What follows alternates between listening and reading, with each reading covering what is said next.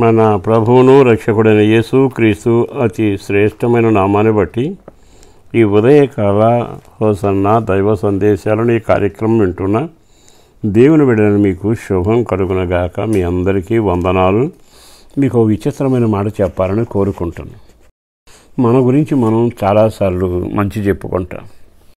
మన గురించి మనుషులు కూడా అప్పుడప్పుడు మంచి చెబుతూనే ఉంటారు. కానీ విచిత్రం ఏమిటో తెలుసా? కొన్నిసార్లు మనుషులను గురించి దేవుడు కూడా ఓ చక్కని సాక్ష్యం చెప్పగలిగినవాడు. ఒక వ్యక్తిని నేను ఎరుగుదును, అతను పరిశుద్ధ గ్రంథంలో ఉన్నాడు. అతని గురించి సమాజం సాక్ష్యం చెప్పింది, దేవుడు సాక్ష్యం చెప్పాడు. అతను కూడా తన గురించి సాక్ష్యం చెప్పగలిగాడు. అతను ఎవరు అంటే, మీకు బైబిల్లో ఇద్దరు మనుషులు స్నేహితులు ఉంటారుగా, యెహోషువ, కాలేబు. అందులో ఒకరి చరిత్ర ఈ మాట రాయబడుతూ ఉంది. అతడట దేవుని ద్వారా మంచి సాక్ష్యాన్ని పొందాడు, ప్రతిఫలం పొందాడు. ఎలా పొందాడు అంటే, నేను నా దేవుడైన యెహోవాను నిండు మనసుతో అనుసరించి తిని, తన గురించి తాను చెప్పాడు. అదే అధ్యాయాన్ని మీరు జాగ్రత్తగా చదివితే దేవుడు అంటాడు, అతడు నిండు మనసుతో నన్ను సేవించి ఆరాధించి నా కొరకు జీవించాడు గనక అతనికి నేను దీర్ఘాయుషునే కాక అదిగో ఆ కొండను ఇస్తున్నాను అని చెప్పి దేవుడు అతను దీవిస్తూ వచ్చాడు. ఈ మాటలన్నీ చాలాసార్లు విన్నా, ఇప్పుడు మీకు నేను చెప్పాల్సిన మాట ఏమిటంటే, మనం ఎప్పుడైతే నిండు మనసుతో దేవుని అనుసరిస్తామో దాన్ని దేవుడు గమనిస్తాడు. అంటే మనం కొన్ని పనులు చేస్తాం, నిండు మనసుతో చేయం, పరిపూర్ణంగా చేయం, ప్రేమతో చేయం. కొంతమందిని పలకరిస్తాం, కానీ ఆ ప్రేమ పెదవి మీద పలుకుతున్న సన్నాయి మోతలాగా ఉంటుంది. కొన్నిసార్లు కొంతమందిని ప్రేమించినట్టే ఉంటాం, ఎప్పుడు పోతారా అన్నట్టు చూస్తూనే ఉంటాం. వాళ్ళ మీద ప్రేమను వలకబోస్తూనే ఉంటాం, వదిలించుకునే ప్రయత్నం చేస్తూనే ఉంటాం. కానీ విచిత్రం ఏమిటో తెలుసా? ఇతరట దేవుణ్ణి ప్రేమించడం, దేవుని ఆజ్ఞలను ప్రేమించడం, తాను బయలుదేరిన ప్రయాణం అంతట్లో వయసు పెరిగిన మనసులో మార్పు రాల. ఆనాడున్న విశ్వాసం, ఆనాడున్న నమ్మకం, ఆనాడున్న యథార్థత, పవిత్రత ఆఖరి వరకు కొనసాగి మధ్యలో శత్రువులు వచ్చారు, చికాకుతోన్న ప్రయాణం వచ్చింది, మనుషులు నిందించారు, వీరి మీద ఎగబడ్డ జనం కూడా ఉన్నారు.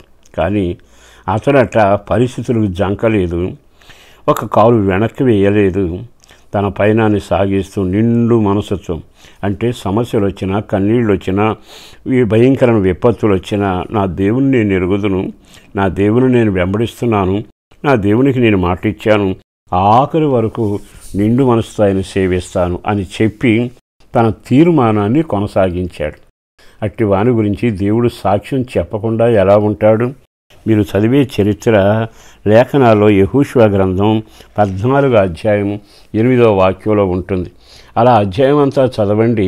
ఆ తర్వాత దేవుడు అతనికట ఓ చక్కని పర్వతాన్ని ఇచ్చి అతను దీవించినట్లుగా అతడే కోరుకున్నాడు, నాకు ఆ పర్వత భాగం కావాలి అని.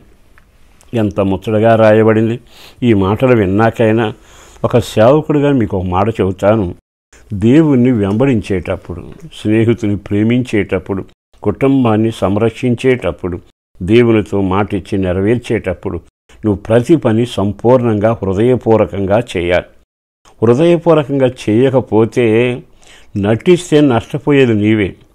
ఒక స్నేహితుని ప్రేమించిన పవిత్రమైన వ్యక్తి సహవాసం మొదలు పెడితే పూర్ణ హృదయంతో ప్రేమించు.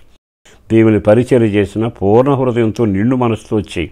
నువ్వు ఏ పని చేసినా నిండు మనసుతో హృదయపూర్వకంగా చేస్తే దేవుని కాటా పెడతాడు, నీ చరిత్రను జ్ఞాపకం చేసుకుంటాడు, దాచిన సిద్ధపరిచిన మేలుల ద్వారా మెండుగా నిన్ను దీవిస్తాడు.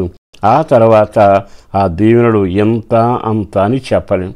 మరి దైవజనులు పొందడానికి మార్గం దేవుడు ఎంత చక్కగా సిద్ధపరిస్తే ఆ మార్గాన్ని వదిలేసి నీకు దోచినట్టుగానే వెళ్ళిపోవడం ఏం బాగుంటుంది?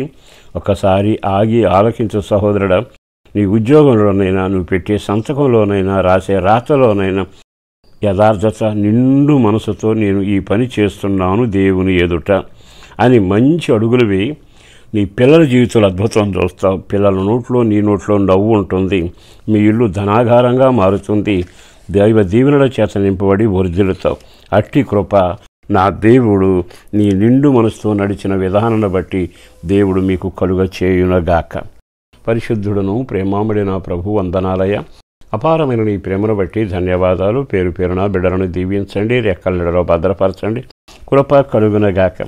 రక్షణానందం తనడిపిస్తీ రాకుడ కొరకు సిద్ధపరచుమని అటు ఘనకార్యం చేస్తున్నందుకు పిల్లల భవిష్యత్తు, పెద్దల ఆరోగ్యం కొరకు, జీవనోపాధి కొరకు, చదువుల కొరకు, వివాహాల కొరకు, కాలేజీ సీట్ల కొరకు, సొంత నివాసం కొరకు, సంతానం కొరకు ప్రార్థిస్తుండగా అన్ని విషయాల్లో మేలు చేసి మా ప్రార్థన కోరుకునే ప్రతి వారికి మేలు కార్యము రక్షణ జరగాలయ్యా. యేసు పేరట వేడుచున్నాము తండ్రి.